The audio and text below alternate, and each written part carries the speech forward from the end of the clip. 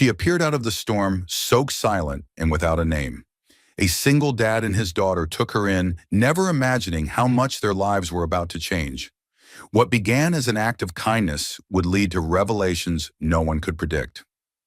Before we dive into this unforgettable journey of healing courage and unexpected connection, don't forget to subscribe to the channel for more heartfelt stories that stay with you long after they end. Now let's begin. Single dad rescued a girl from a storm. The news called her the Billionaire Heiress, lost in 2004. The storm hit without mercy.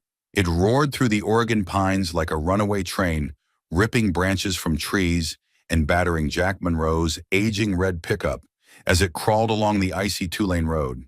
Snow flew sideways in furious swirls, erasing everything ahead of the headlights.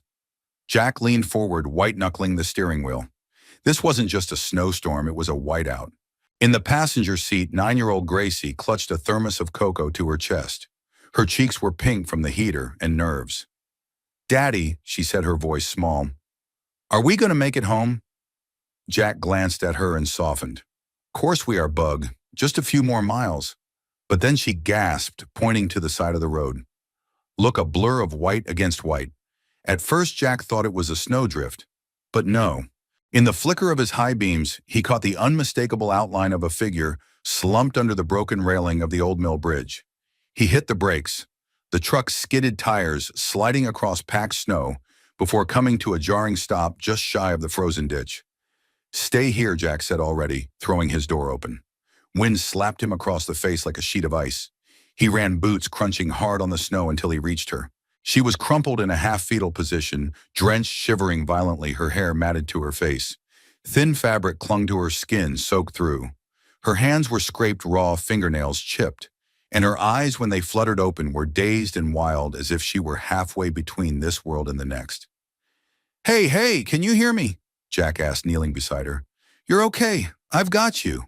Her lips parted, a hoarse whisper. "Don't let them find me?" And then she collapsed. He carried her to the truck, heart racing. Gracie shifted aside, eyes wide. "Is she dead?" "No, but she's freezing. Grab those blankets from the back." Jack wrapped the woman up, blasted the heater, and took off down the road with one eye on her pale face. She clutched something to her chest, a silver locket strung around her neck, gleaming faintly in the dashlights. Back home, the house was humble but warm. A one-story fixer-upper Jack had been mending for years, with a fireplace that always smoked a little too much and a cat that hated strangers.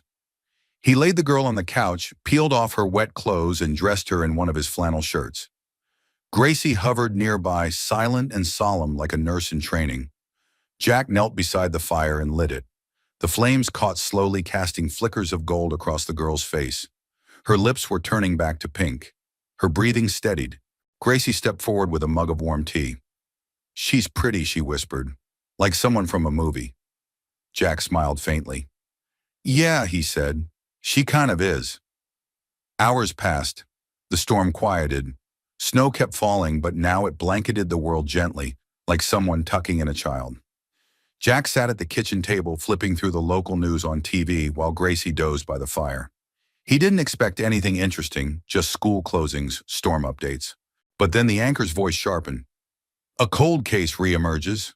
Authorities confirm a new tip has surfaced regarding Emily Halberg, the billionaire heiress who vanished after a tragic fire in 2004. A photo released today shows what the child might look like as an adult." Jack froze. The screen flashed a digital, age-progressed portrait, early 20s, light brown hair, delicate features, solemn eyes. He looked toward the couch. The woman was stirring, murmuring in her sleep, and she looked exactly like that image. He stood slowly, heart pounding, and approached her. She blinked up at him, confused. Where am I?" "You're safe," Jack said gently. "You passed out. We brought you home." "I don't remember." Her voice broke off, fragile as glass. "I don't know who I am." Jack sat beside her, careful not to scare her. "You don't remember your name?" She shook her head slowly. Her hands trembled. "It's just nothing. Just snow. Running. And voices shouting." Gracie peeked over from her blanket nest. "Can we call her Ellie?" she asked shyly. The woman turned to her, and for the briefest second she smiled. It was faint, crooked, but it reached her eyes. "I like that," she whispered. "Ellie." Jack made her tea and sat across from her, studying her face. "Ellie, do you remember anything? A hometown, a friend's name?" She shook her head again, visibly ashamed, but she clutched the locket. "May I?" Jack asked.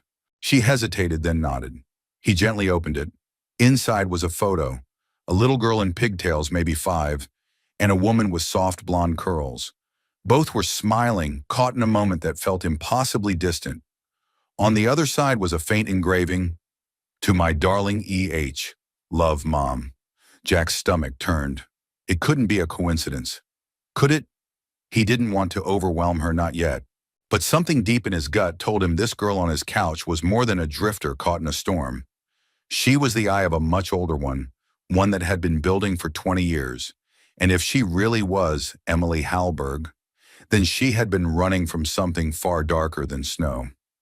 The next morning broke in a hush of snowfall, the kind of soft, silencing white that seemed to hold its breath.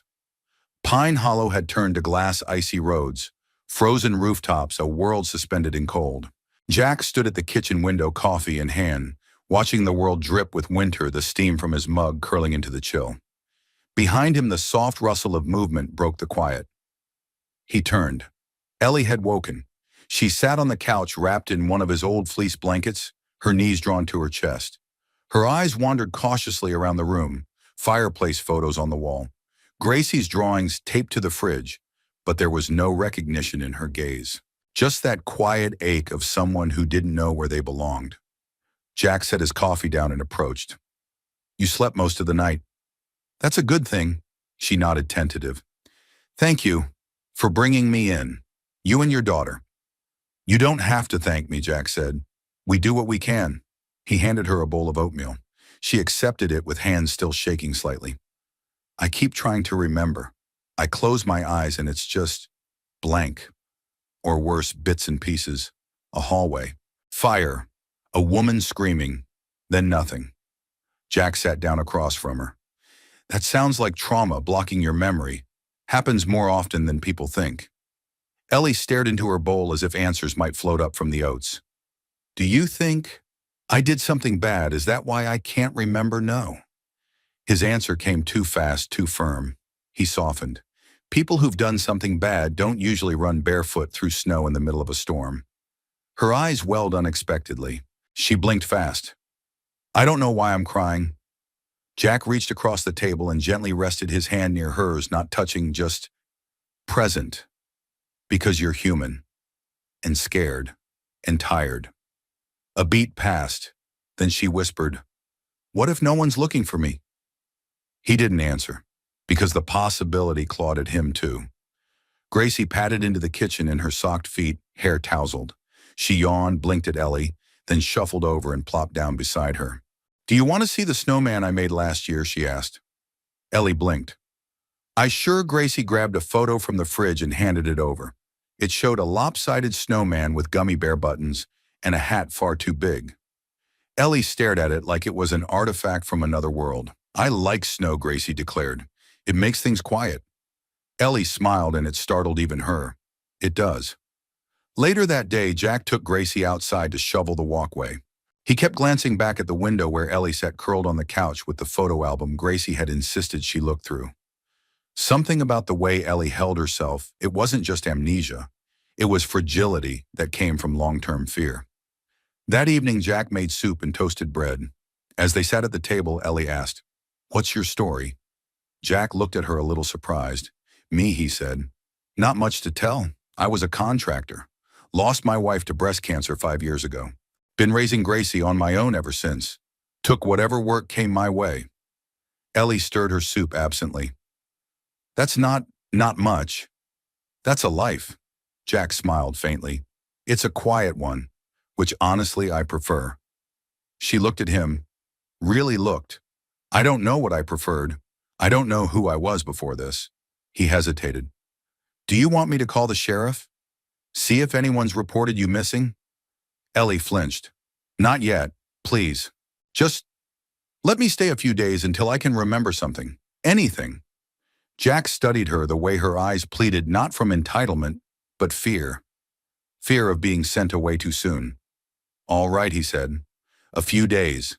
She exhaled as if he'd handed her oxygen. That night she had the dream again. She was running barefoot across tile, the echo of footsteps behind her, a staircase grand sweeping, a man's voice shouting something, the smell of gasoline, then flames, always the flames, and a hand over her mouth. Ellie jolted awake in the dark, sweat chilling her spine. Her breath came in short gasps. She gripped the locket around her neck. She couldn't sleep again.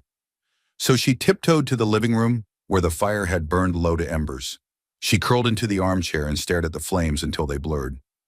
When morning came, Jack found her there. "You okay?" he asked, kneeling beside her. She shook her head, eyes hollow. "I keep dreaming about a house. It's huge. Marble floors. Spiral staircase. Someone was chasing me. Someone was burning it down." Jack hesitated. Then he showed her the news clipping he'd printed from the local station. It was the same story he'd seen the night before. Emily Halberg, the girl who vanished in 2004 after a fire destroyed her parents' mansion in Seattle. Body never found. No confirmed sightings. Ellie stared at the photo, a digitally aged version of a girl with solemn eyes and a soft, uncertain smile. "Do you recognize her?" Jack asked gently. She didn't answer, but she couldn't stop staring. Her hand drifted to her locket. She turned it over. Jack leaned closer.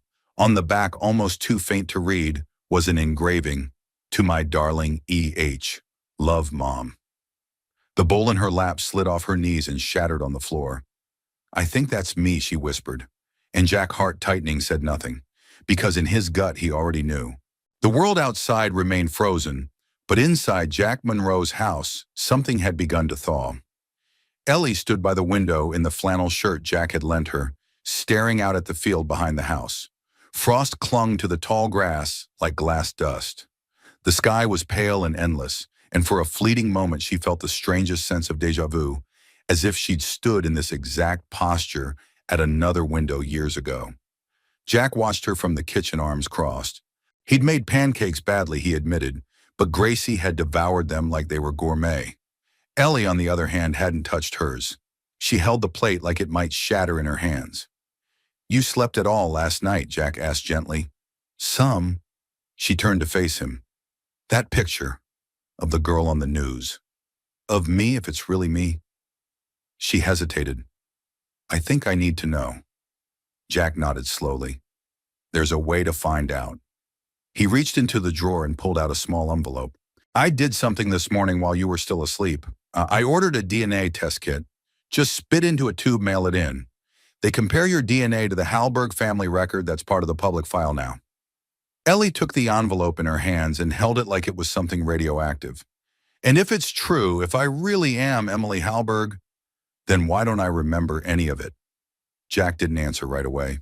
Sometimes the brain buries things so deep we can't find them until we're ready. It's not failure, it's protection. She looked down at the envelope. "I don't know if I'm ready." "Then wait. You're safe here." Ellie nodded, but her eyes drifted to the window again. Outside, Gracie was bundled in her snow gear, building something in the yard, a crooked snow angel maybe, or just rolling in circles like kids do. Jack followed her gaze. "She likes you, you know." Ellie smiled, the smallest curve of her lips. "She saved me more than she knows." That afternoon, Jack had a roofing job out at one of the old homesteads near the tree line. Against his better judgment, he brought Ellie along mostly because she asked. "I need air," she said, "and maybe something will come back to me." She rode up front with him, eyes scanning the landscape.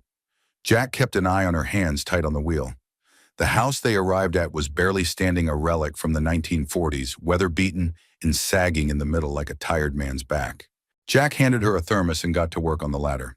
Ellie wandered the property. Something about the way the wind moved through the broken fence, the way the trees loomed like sentinels, it stirred something in her. A memory not yet whole. She moved around to the back of the house and stopped cold. There it was, the back porch with its cracked stone steps, the rusted swing dangling from one chain, the cellar doors hanging slightly ajar. Her knees buckled. She dropped to the snow. Jack saw her from the roof and scrambled down. "Ellie!" She was trembling. pointing. That door. I've seen that door. I've been in that house. Jack knelt beside her, heart thudding. Are you sure? Tears welled in her eyes. There was a room in the basement. Cold. Damp. No windows. A mattress on the floor. I think I was locked in there. Jack looked at the cellar door now, with a different kind of dread. You think this is where you were kept? I don't know. Her voice cracked. It's not clear, but something inside me. It just knew. My body remembered before my mind could. Jack exhaled slowly. He pulled her close, held her like a man trying to hold together something delicate and breaking. I believe you. That evening after Gracie had gone to bed, Jack made tea and sat with Ellie by the fire. She held the warm mug in her hands like it grounded her. I don't want to be Emily Hallberg, she said suddenly. Jack looked over. I know it sounds crazy, she continued, but if I really was her, why didn't anyone find me? Why didn't someone come looking? He didn't have an answer.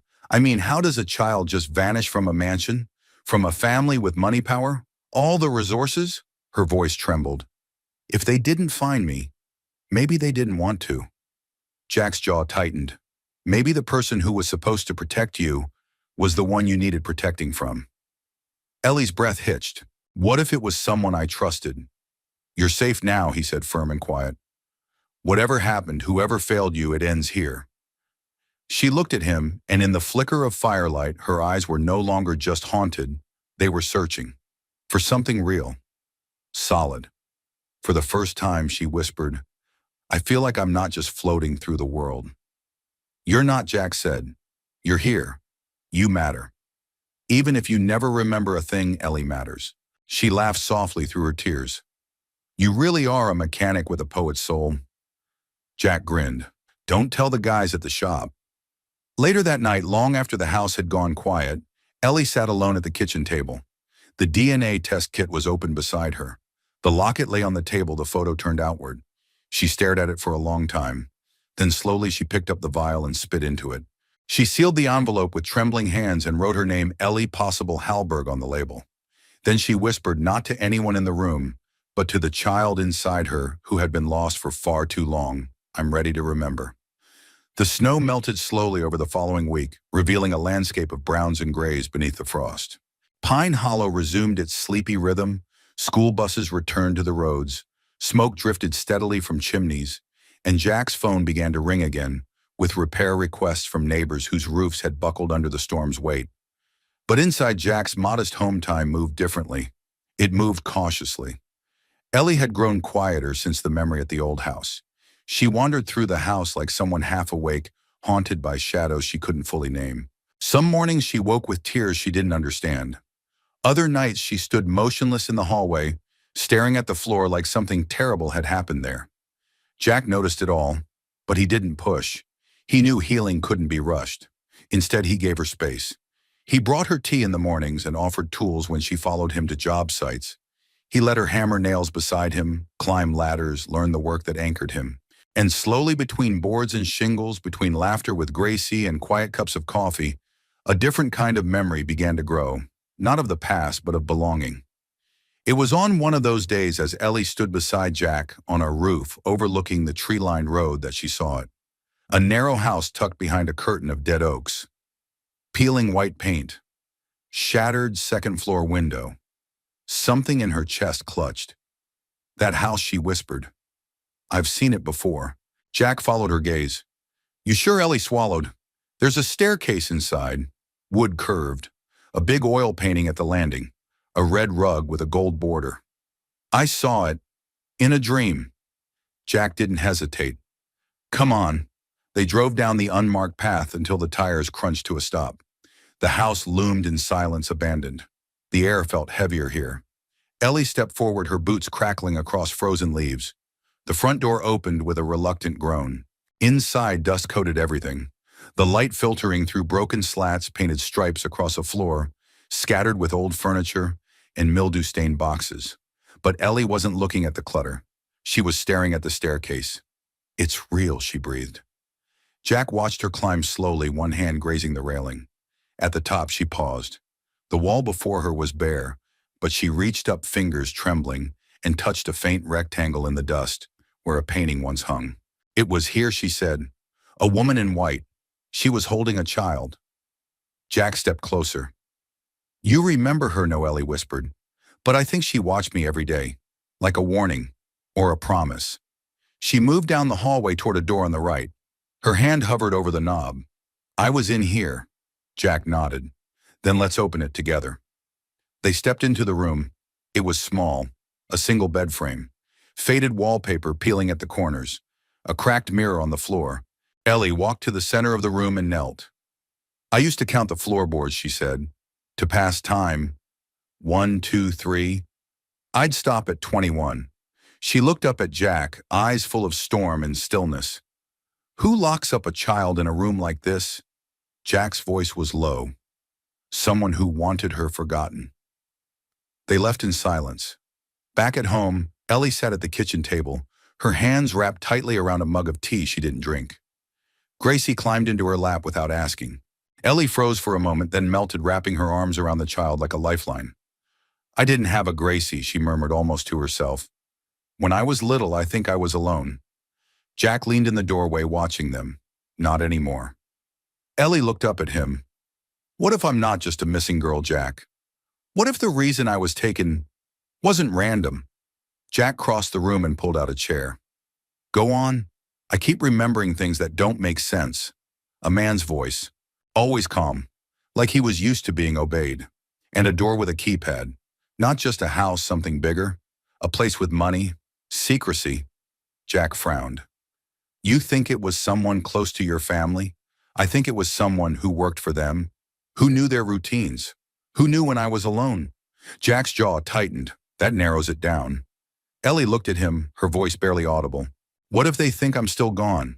What if they find out I'm alive? Jack didn't answer right away. He reached across the table, covering her hands with his. Then they'll have to go through me. That night, long after Gracie had gone to bed, Jack stepped outside to call an old contact, a retired detective named Ray Turlow, who once helped him settle a neighbor's false insurance claim. Ray had worked in Seattle in the early 2000s. He might remember the Hallberg case. The line clicked. Turlow here. Ray, it's Jack Monroe. I need to ask you something about a cold case. A girl, Emily Hallberg. There was a long pause. Why would you be asking about that? Jack exhaled. Because I think she's alive, and she's sitting in my house. Another pause. Then where are you, Pine Hollow? Ray's voice dropped. Don't tell anyone else. Not yet. That case was dirty, Jack. Real dirty. And if you've got her, you better believe someone else is going to want her back. For all the wrong reasons. Jack felt a chill that had nothing to do with the win. Understood, he said. Just tell me what you remember. Ray sighed. What I remember is this. The official report said accident. Gas line, faulty wiring, some tragic fire. But there were whispers, embezzlement, hidden trusts, offshore accounts. Her parents were ready to expose someone. And then boom, dead. Girl gone. No ransom. No body. Jack swallowed hard. She's scared, he said. And remembering more every day. Then you better keep her close, Jack. Because if what you've got is really Emily Hallberg, she's not just a girl with no past, she's a key. And keys open doors most people never want unlocked. When Jack stepped back inside, he found Ellie at the table, the silver locket resting beside the now-mailed DNA envelope. She looked up, tired but resolute. I think I want to remember, she said, even if it hurts. Jack nodded quietly, pulling out the chair beside her. Then we'll face it together, he said. Whatever's buried, we'll dig it up. Ellie didn't smile, but she didn't flinch either. For the first time, she sat still. Ready. Snow had stopped falling, but in Ellie's mind it hadn't. The storm raged behind her eyes each time she closed them, blinding, relentless, pulling her backward into memories that flickered like candlelight, refusing to settle into full flame. She sat in Jack's truck, hands folded tightly in her lap, staring out the window at the sleepy stretch of Pine Hollow's main street. It was a Thursday, but you wouldn't know it. The bakery was closed early. A few cars rolled lazily by. It was the kind of town where time could disappear, where people assumed danger only happened on the news. But not for her. Not anymore. Inside the Pine Hollow Library, the warmth wrapped around her like a blanket. Jack had suggested this trip thinking perhaps old headlines or community records might unlock something in her. The librarian Mrs. Carter, a soft-spoken widow with too many cats, recognized Jack immediately and offered them the microfiche station in the back, away from the few high schoolers doing homework. Ellie sat in front of the glowing screen while Jack loaded the reel. "I found the 2004 archive," he said quietly. "Seattle Times, October." Ellie's fingers hovered over the dial. She swallowed and began scrolling. Her breath caught on the first headline. "Tragedy at Halberg Estate. Fire claims lives of billionaire philanthropists." Her heart thudded painfully as she read on. No survivors reported. Only child presumed dead. She felt it again, the heat, the stinging smoke in her throat, the distant echo of a scream. Ellie leaned back, her head pounding. "That's not right," she whispered.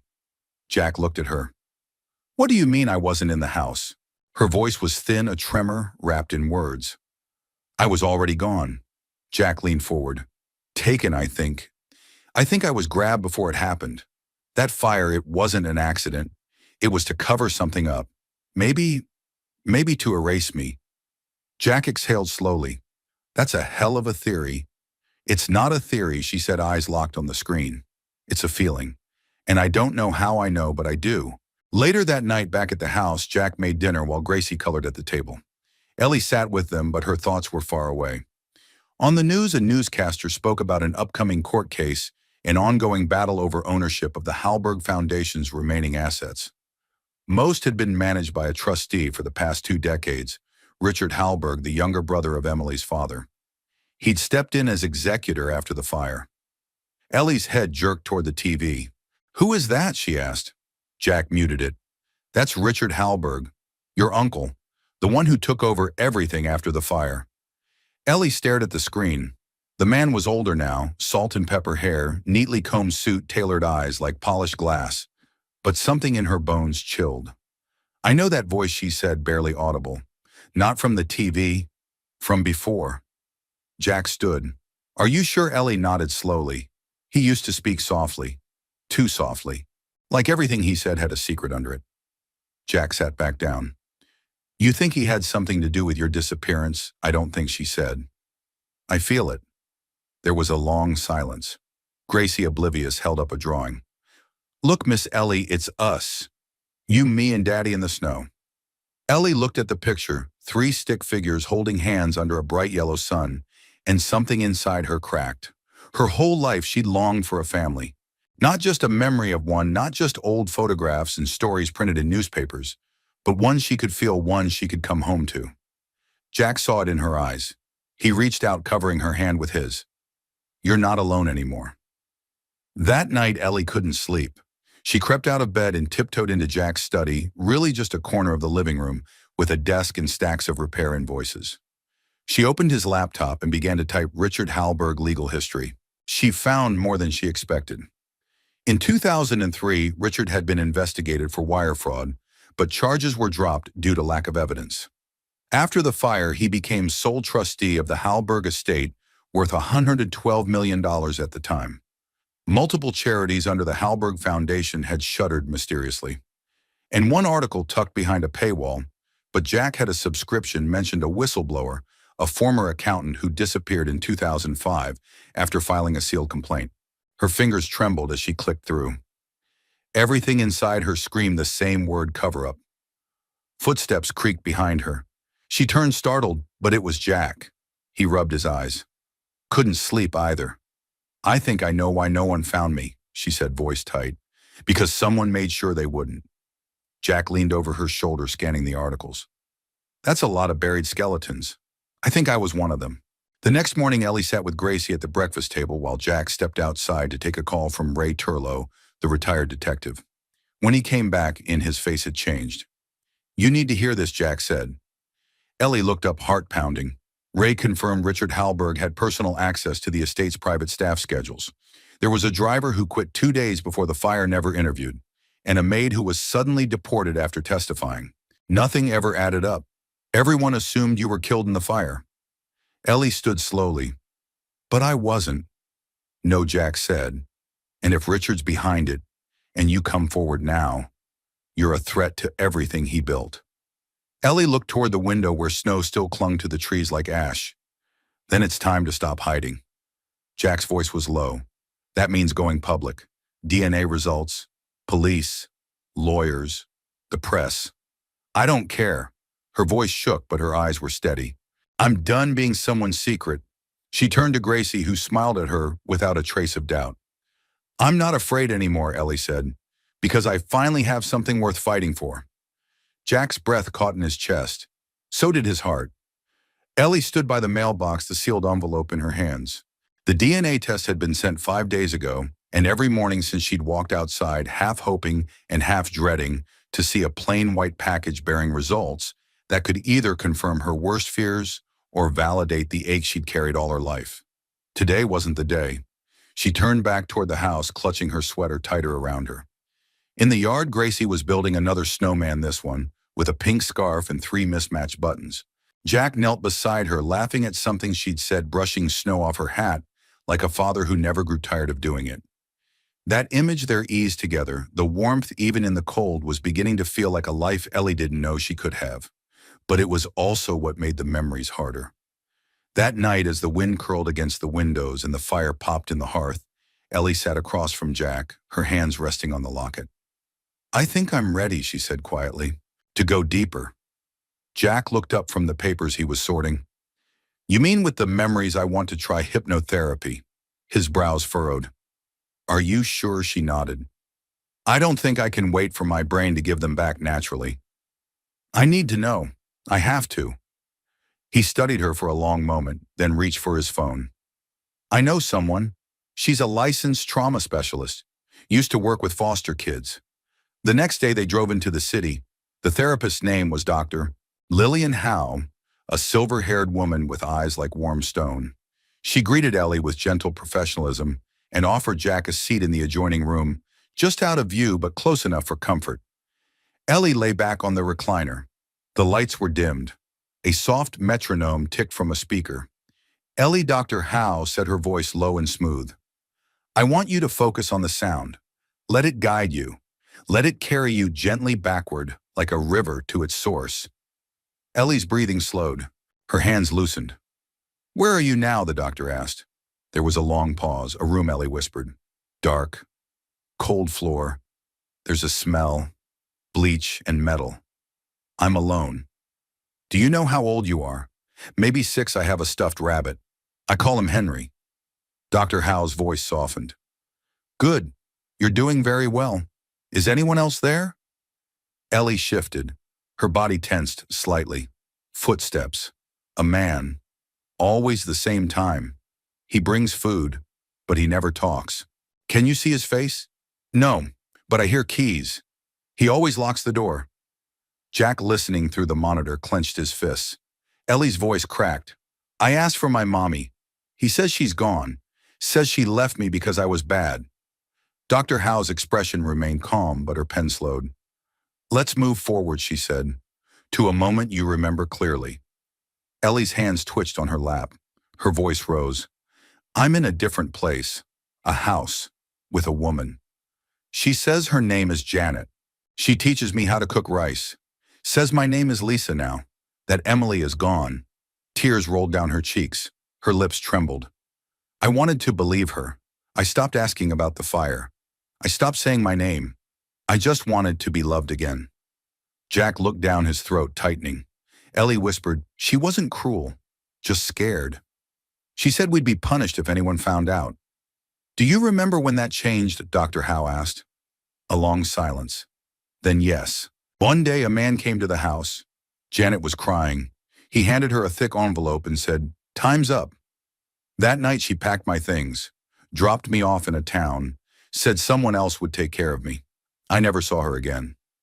Dr. Howe reached out and gently placed a hand over Ellie's. You did nothing wrong, she said. You were just a little girl trying to survive. Ellie's breath hitched, and in that moment a dam broke, not of information, but of emotion. All the years of not being chosen, of wondering why, of hearing silence when she called out into the dark. When the session ended, Ellie sat in Jack's truck, staring at the dashboard, her hands folded tightly in her lap. She gave me away like a pet, she said. And the man, he kept showing up in different forms. I think she paused, swallowing. I think he worked for my uncle. Jack didn't say anything, just reached over and took her hand. You came back, he said. That's what matters now. That night, Ellie didn't sleep. She sat at the kitchen table staring at a candle flickering on the counter. She pulled the locket off her neck and opened it again. The photo was worn now, nearly faded. She whispered, I didn't forget you. You were just too far away. Suddenly, a noise startled her. The mail slot creaked. A thump on the floor. She walked over and found it a small padded envelope with the DNA lab's seal on it. Her breath caught. She tore it open with trembling hands. Inside a single sheet. Match confirmed, 99.98% probability. Subject DNA is maternally linked to Halberg, Margaret L., deceased. Ellie dropped into the nearest chair, paper still in hand. Jack, awoken by the sound, walked into the kitchen, rubbing his eyes. He saw her face, saw the envelope, and understood instantly. It's true, Ellie said, voice barely a whisper. I'm her. I'm Emily Halberg. Jack knelt beside her. He didn't ask what came next. He just wrapped his arms around her, holding her, as if she were both fragile and unbreakable all at once. And in that quiet embrace, Emily finally let herself cry, not because she was afraid, but because she wasn't lost anymore. The morning after the DNA results arrived, the house felt different, charged with an invisible electricity like the air before a summer storm. Emily, no longer just Ellie, sat at the edge of Jack's porch swing, her eyes fixed on the tree line. The letter confirming her identity lay folded in her coat pocket, worn at the creases, already as if she'd read it a dozen times just to believe it was real. She had a name now, but with it came something else, danger. Jack stood behind the screen door, watching her through the mesh coffee cooling in his hand. He knew better than to interrupt. What she was doing now wasn't mourning. It was remembering, piecing together a self that had been shattered and scattered for 20 years. When she finally spoke, her voice was steady. He's going to come for me. Jack stepped outside. You're not alone this time. Emily turned to look at him. You don't understand. He's not just rich. He's calculated. Every move he makes is 5 steps ahead of everyone else. Jack sat beside her. Then we stay 5 steps ahead, too. Emily gave him a wry look. You fix roofs, Jack. This is way bigger than that. He chuckled softly. Maybe. But I also fix what's broken. And someone broke you. So yeah, it is my job. The corner of her mouth twitched, not quite a smile. Do you even know how absurd that sounds? Jack met her gaze without flinching. Maybe, but you've been running a long time. This is where the running ends. That afternoon, Jack took Gracie to a birthday party while Emily stayed behind. She needed the house quiet, needed space to face what came next. She pulled out the old leather-bound journal Jack had found in the attic, a forgotten relic from the previous owner, and began to write. She didn't start with her name or the fire or the years she lost. She started with the first thing she remembered clearly, the smell of cinnamon in Gracie's hair. It grounded her. Because for all the horror that had resurfaced, it was this place, this quiet, creaky old house filled with mismatched furniture and laughter that had given her the strength to go looking into the dark. Halfway through writing, the doorbell rang. Her body stiffened. Slowly, she rose and opened the door. A man in a navy parka stood on the porch, clipboard in hand. Miss Monroe. Her stomach turned. Who's asking? Courier from Holbrook Legal. I have a delivery for a Jane Doe matching your DNA file. Emily froze. The man held out an envelope. Signed and confirmed. Legal response pending.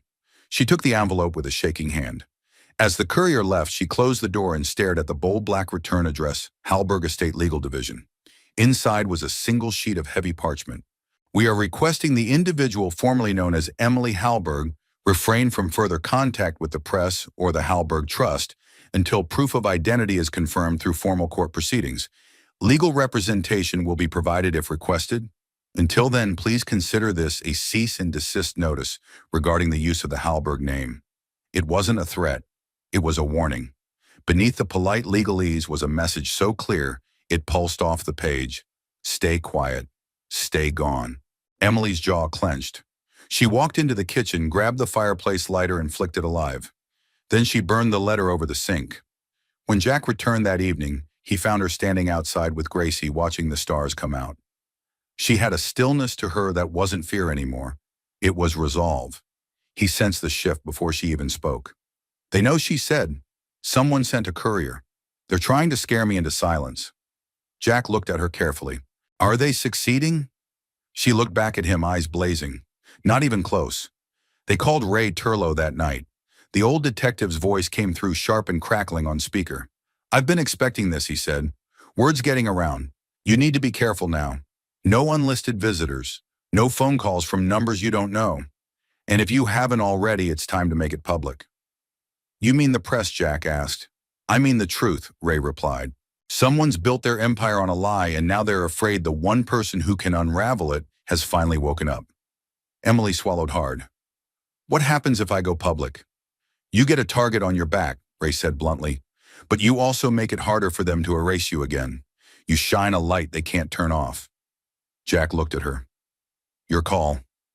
Emily didn't hesitate. "Do it." The video went live the next morning. Just 5 minutes. No makeup, no lawyers. Just Emily sitting on Jack's worn leather couch, locket in hand. "My name is Emily Halberg. 20 years ago, the world believed I died in a fire. But I'm here. I survived. And I remember now not everything, but enough. Enough to know I was taken. Enough to know my parents didn't die by accident. Enough to say I am not a ghost. I am not a rumor. I am the truth they tried to bury." By noon, the clip had over 100,000 views. News outlets were calling. Podcasts were dissecting it. And for the first time in 2 decades, the name Emily Halberg was on everyone's lips again. Not as a tragedy, but as a reckoning. That night, as the wind picked up again and the house settled into its familiar creaks, Jack found Emily in the kitchen, staring out at the woods. "You okay?" he asked. She nodded. "More than okay." He stepped closer. "You know this isn't over." "I know." She turned to him. "But it's the first time I feel like I'm finally walking towards something instead of away." He smiled, a slow, quiet thing. "I liked Ellie. But I think I'm falling for Emily." Her breath caught. The walls she'd spent years building didn't shatter. They opened. Quietly. Like a door long locked, finally unlatched. And in that moment, she knew this wasn't just about reclaiming her name. It was about choosing her future. And this time, she wasn't letting anyone take it away. The sun rose behind thick clouds the morning after the video went live, casting a grayish hue over Pine Hollow. But Emily didn't feel gray. She felt alive. For the first time in 20 years, she had told the world her name, and the world had answered. Her phone was still buzzing from the flood of messages, journalists, strangers, old friends of the Halbergs who had never given up hope. There were people who remembered the girl in the photo and were now meeting the woman in the video. But not everyone was celebrating. Emily sat at the kitchen table with Jack and Gracie, a bowl of oatmeal in front of her untouched. Jack had made it without asking, and Gracie had decorated the table with a handmade sign that read, "Welcome back, Emily," in glitter pen.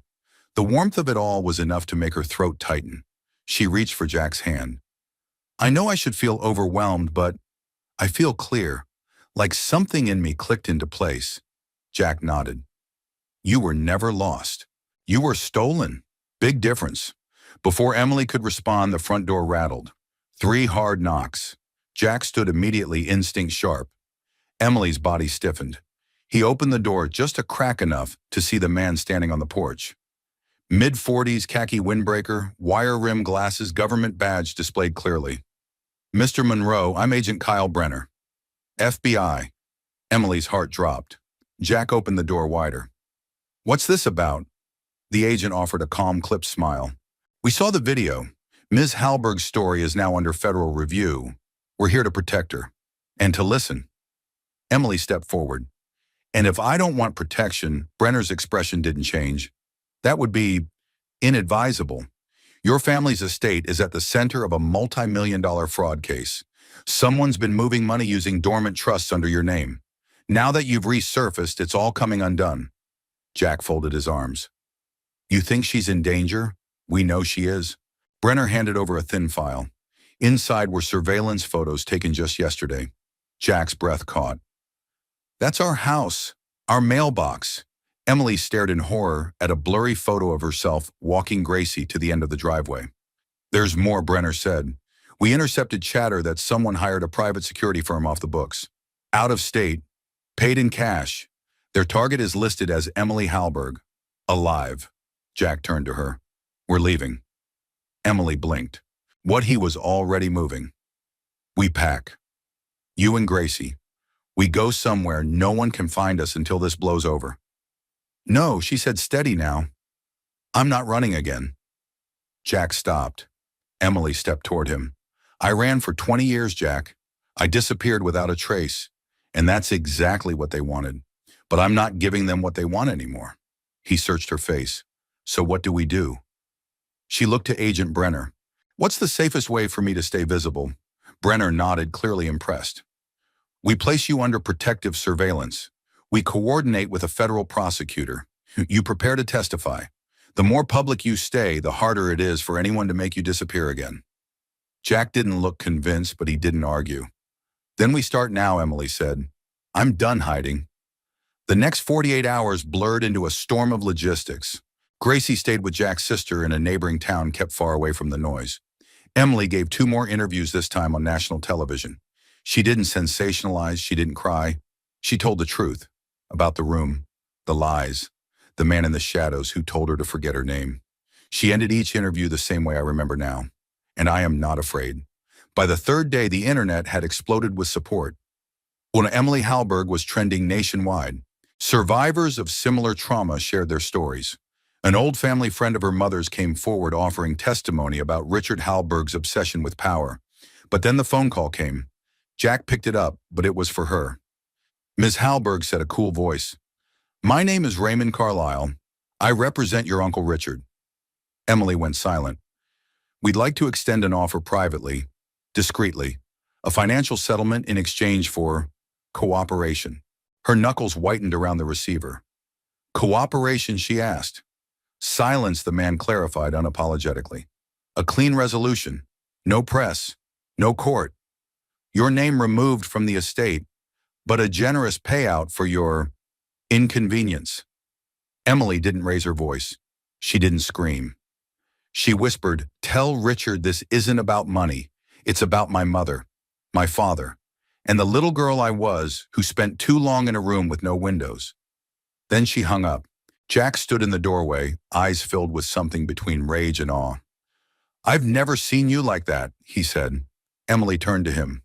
I've never been me like this. He crossed the room and took her face gently in his hands. You are the bravest woman I've ever known, he said. She smiled through the tears that finally came. That's funny. I was just thinking the same thing about you. That night they sat by the fire. No reporters, no agents, just them. Emily leaned into Jack's shoulder. I used to wonder if I'd ever feel whole, she said. But it's not about recovering everything that was lost. It's about choosing what matters now. Jack kissed her hair. So what do you choose? She looked at him, then toward the quiet hallway where Gracie's crayon drawings still hung crookedly on the walls. I choose this, she said. Not the name, not the money.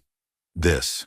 And for the first time she felt it not just in theory, but in her bones. She wasn't running anymore. She was home. The morning news lit up with images of Emily's face, not as the missing girl anymore, not even as the heir to a fortune, but as a survivor. A woman standing on the front steps of a courthouse, eyes steady, voice unwavering as she gave a statement to the press. I am Emily Halberg. And I'm here not just for myself, but for the truth my parents died trying to protect. The camera flashbulbs exploded around her, but Emily didn't flinch. Jack stood nearby, his hand, a quiet anchor at the small of her back. Federal agents formed a perimeter, but none of them stepped between her and the spotlight. She wasn't hiding anymore. Inside the courthouse, a hearing had been scheduled to begin preliminary estate proceedings based on her reappearance. A judge would determine whether to initiate a full investigation into Richard Halberg's management of the Halberg Foundation and whether Emily had a rightful legal claim. The courtroom was cool, full of polished wood and silence, and then Richard walked in. Emily hadn't seen him in over 20 years, but her body knew before her mind caught up. Her spine stiffened, her skin prickled. He looked older, of course, grayer, thicker around the middle. His once charming face hardened into something smooth and unreadable. But his eyes, they were exactly the same. cold, controlled, calculating. He didn't look surprised to see her. He looked annoyed. The judge entered. The attorneys introduced themselves. The legal language flowed dry and clinical. But when Emily took the stand, the oxygen shifted. Ms. Halberg, the judge began, we understand this is an informal hearing, but the gravity of your claims warrants clarity. Do you swear to tell the truth? I do, she said, her voice steady. What do you remember from the night of the fire? Emily inhaled. I remember being taken from my bedroom. I remember being told to be quiet, that it was a game. I remember a car in a basement. I remember not knowing who to trust. And then, years of silence. Years of being told I didn't exist. She paused, eyes flicking to Richard. Until I finally believed it. The judge nodded. And now I know who I am, she said. And I know that someone profited from my disappearance. Someone who erased a child and called it an accident. Richard's lawyer stood. Objection, speculation, but Richard himself stood slowly. May I speak, Your Honor? The judge looked surprised but nodded, briefly. Richard turned to the courtroom, his voice as smooth as velvet. Let me begin by saying I am relieved Emily is alive. Her reappearance is both a miracle and a tragedy. But let us not confuse trauma with truth. Memory is malleable, emotional, not always factual. Emily felt her breath catch. Richard smiled. I lost my brother and sister-in-law in that fire. I took on the burden of salvaging what remained, of protecting their legacy. If I made mistakes, I assure you they were born of grief, not greed. There was silence. Then the judge spoke. Thank you. We will consider both statements in our deliberations. Outside the courthouse, the press surged again. Microphones. Questions. But Emily didn't stop to answer. She just walked straight through the crowd with Jack at her side. At home that evening, the world still spinning outside, Emily sat in the quiet of the living room. Gracie curled asleep beside her. The child had insisted on staying up until Emily got home, and now her small body breathed softly against Emily's side, her hand still tucked in Emily's palm. Jack brought her tea. You were incredible today, he said. I don't feel incredible, Emily admitted. I feel like I was standing at the edge of a cliff screaming into wind. Jack sat beside her. But someone heard you? Emily looked down at Gracie's peaceful face. I used to dream of a life like this. Just a couch, a fire, people who care. You deserve it, Jack said quietly. She turned to him, her eyes full. You gave me a reason to fight. You and Gracie. He didn't speak, but reached up and gently brushed a lock of hair from her face. There was a knock at the door. Jack tensed immediately. Emily stood motioning for him to stay. She opened the door slowly. It was Agent Brenner. He looked unusually grave. We need to talk, he said. Emily stepped aside to let him in. There was a break-in, Brenner said, at a law office in Seattle. A sealed affidavit originally filed in 2005 has been leaked. It's a sworn statement from a woman named Janet Avery. Emily's breath stopped. She was a housekeeper hired under false identity. She raised a child for nearly a year before abandoning her. She left this affidavit in case she ever disappeared. Jack spoke first. Does it mention Richard Brenner? Nodded. Explicitly. She claimed he paid her off. Said he told her, quote, you were never hired to raise her. You were hired to make sure she was forgotten. Emily covered her mouth, tears welling in her eyes. The affidavit is real, Brenner continued. We're moving forward with a criminal investigation. Richard's attorneys know it's coming. He won't go down easy, but he's officially no longer the one holding the cards. Emily looked at Jack. It's happening. He stepped forward and took her hand. You started it. You lit the match. No, she whispered, looking down at Gracie still sleeping peacefully. She did. The moment she looked at me like I mattered, I remembered how it felt to matter. That night, Emily stood outside under the stars wrapped in a blanket. The cold stung her cheeks, but she welcomed it. It meant she could feel. She tilted her face upward. The sky was wide, free, silent, and she wasn't afraid of the silence anymore, because she had a voice now, and she wasn't done using it. The courtroom was colder than Emily remembered. Not physically, though the air conditioning hummed steadily overhead, but emotionally. The walls were high and sterile, the light too white, too clean. It reminded her of the places she'd been taken to as a child, quiet places where adults spoke softly but meant harm. Only this time, she wasn't the one being silenced. She was here to speak. The trial wasn't for her identity that had already been confirmed and publicly recognized. It was for something bigger: the crimes committed in her absence. The embezzlement, the cover-up, the years her uncle Richard Hallberg had operated under the assumption she was dead and therefore couldn't tell the truth. Today she would. Jack sat in the front row beside Gracie, who clutched a stuffed rabbit with pink ears, an accidental but powerful echo of the toy Emily once remembered loving before everything fell apart. She was called to the witness stand just after noon. As she crossed the courtroom, she felt a momentary surge of nausea. But then her eyes met Jack's steady, strong quiet, and she walked forward. The oath felt sacred this time. And then the questioning began. The prosecutor, a tall, no-nonsense woman named Amanda Ruiz, led gently at first. "Ms. Hallberg, could you tell us what you remember from the night your parents died?" Emily nodded, voice calm. "I remember being woken up by a man I didn't recognize. He told me there was an emergency and I had to come with him. I was 5 and I was scared. I didn't question him. He said my parents would meet me at the safe house." A pause. "They never did." Ruiz nodded. "What happened after that? I was taken to a basement. No windows, just a mattress and 4 walls. I didn't know where I was. I cried for days. Eventually someone else came. A woman. She told me my name was Lisa now, that Emily had gone away." There was a hushed murmur in the courtroom. Emily continued, voice steady but thickening. "I wasn't allowed outside. She made me memorize a story, my new story. Every time I asked about my parents, she got upset, so I stopped asking." Ruiz walked closer. "Did she ever tell you who had arranged for her to keep you?" Emily hesitated. She didn't at first, but one night she answered a call. "I wasn't supposed to hear it.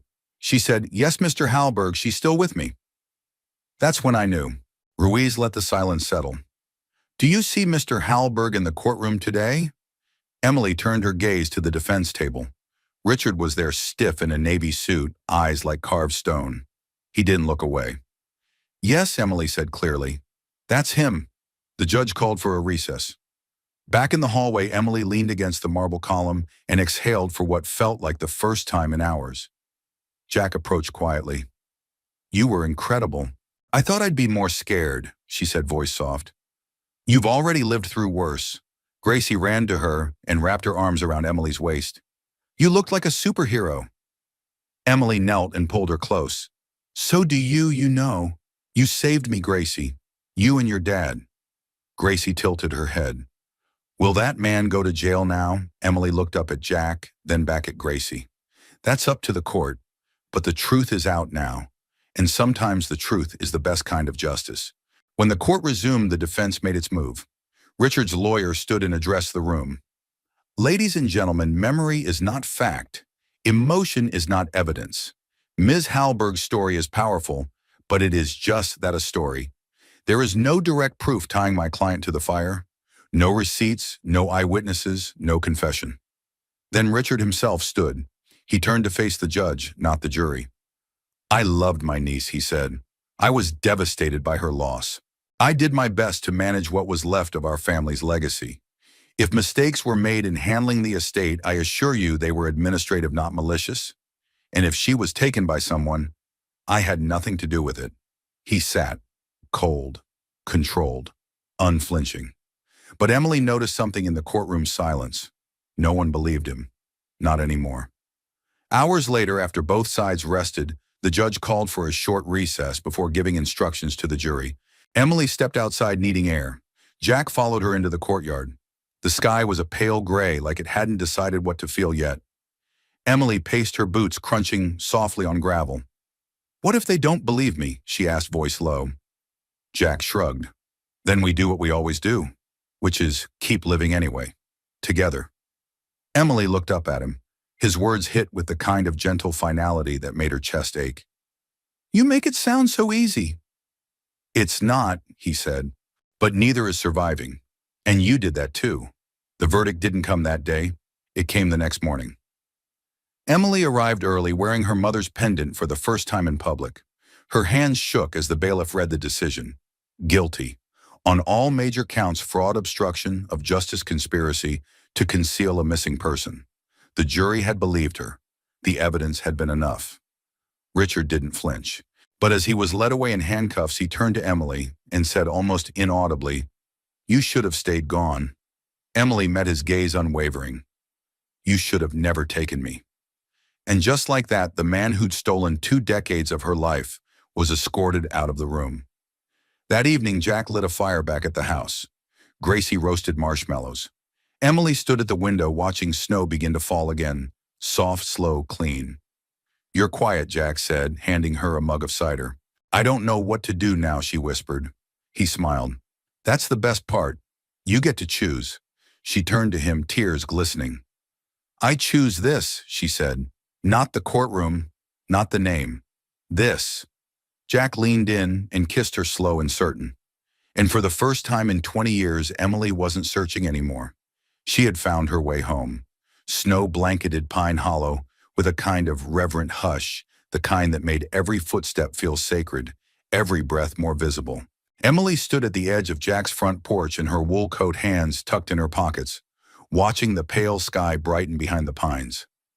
It had been 3 days since the verdict. 3 days since the world turned its gaze from the courtroom to her front door. And for the first time, she didn't feel like a headline. She felt like a person again, a whole one. Inside the house was waking slowly. Jack shuffled in the kitchen, humming off key as he prepared breakfast. Gracie was still asleep, wrapped in the tangled comfort of stuffed animals and dreams. Emily stepped inside and closed the door gently behind her. Jack looked up from the stove, spatula in hand. "I was wondering if you'd gone for a walk." "I almost did," she said, unbuttoning her coat, "but something told me not to leave this view just yet." He smiled, "Still getting used to calling this home."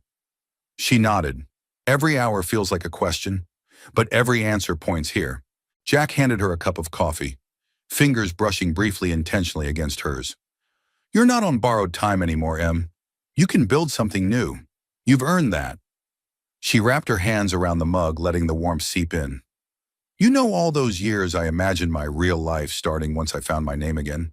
But now I realize this is my real life. The name just came with it." He leaned against the counter. "So what happens next?" Emily looked out the window, thoughtful. "I've been thinking about that. A lot." Later that morning, she drove back to the city alone. Jack had offered to come, but she needed this visit to be hers alone, one more piece of closure in a mosaic she'd been assembling since the storm. She parked across the street from a weathered brick building, now half converted into trendy offices and half forgotten by time. The old Hallberg Foundation headquarters. Her parents had built it with the intent of creating medical grants for underserved children, quiet, powerful, good in the world. But Richard had turned it into a facade, a shield, a laundering scheme. Emily stood in front of the building for a long moment before stepping inside. The woman at the front desk looked up. "Can I help you?" "I hope so," Emily said. "My name is Emily Hallberg." The receptionist's eyes widened. "The Emily Hallberg." Emily nodded. "I'd like to speak with whoever's managing the transition of the foundation."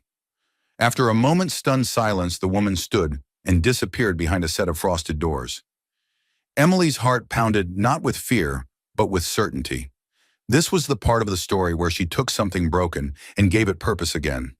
She was ushered into a boardroom that still smelled faintly of cedar and stale coffee.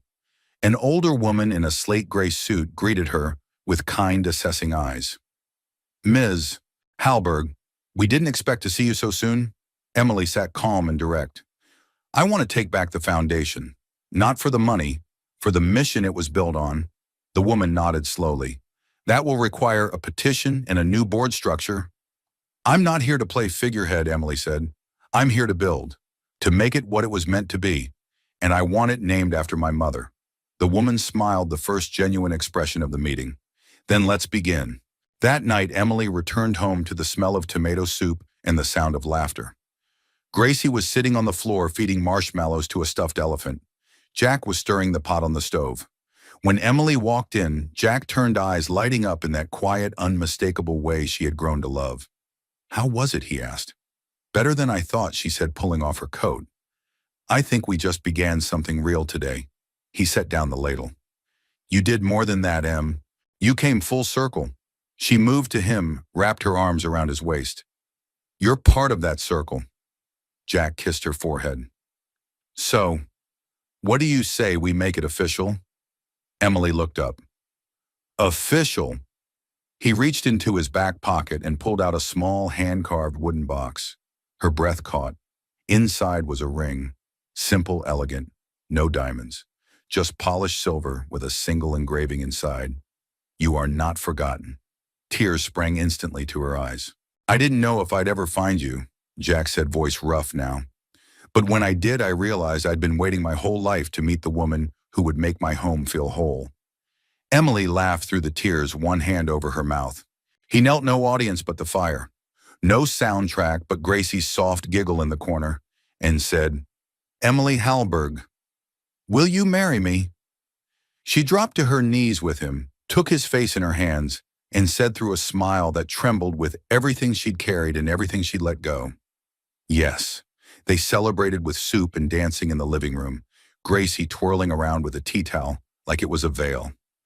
Emily laughed until she cried again, this time from joy. Outside, the snow fell steady and soft. Inside, the warmth glowed. And in the quiet hours of that night, as she lay in bed beside the man who had become her anchor and the child who had become her light, Emily Hallberg finally stopped waiting for the past to return, because the future had come home. Spring came quietly to Pine Hollow. It tiptoed in through the melting snowbanks and crocus blossoms, peeking from thawed earth. The air softened.